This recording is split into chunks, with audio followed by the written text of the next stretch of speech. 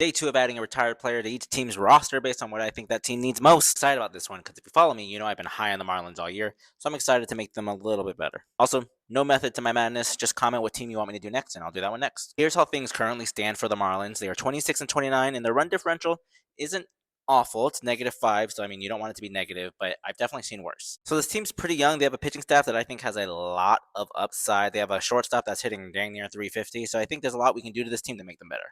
First, let's talk about this Marlins pitching staff that I'm really high on. I think they're super young, super talented, whole lot of upside. I think if you keep this core together, they can do a lot of damage. Will the Marlins keep them together? Probably not, but hey, I'm excited about them right now. They're one of the few teams in baseball that has a bullpen ERA that's in the low threes. As a staff, they're ranked like in the middle when it comes to whip, and one of the best teams when it comes to opponent's batting average. There is one issue with this Marlins pitching staff, though. They give up too many walks. It's a young staff, so I guess I kind of get that. So I think I want to focus a little bit more on their offense. At time of recording, they are 25th in homers, not great.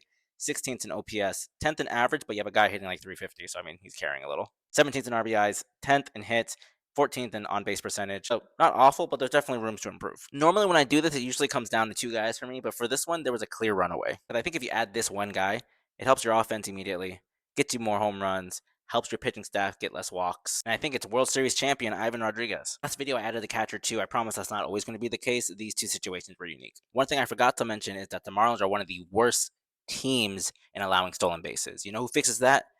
This freaking guy. Your pitching staff gives up too many walks. Boom. You need more offense. Boom. Less stolen bases. Boom. Not to be dramatic, but I think if you add Pudge to this Marlins team, they're at least a wild card team.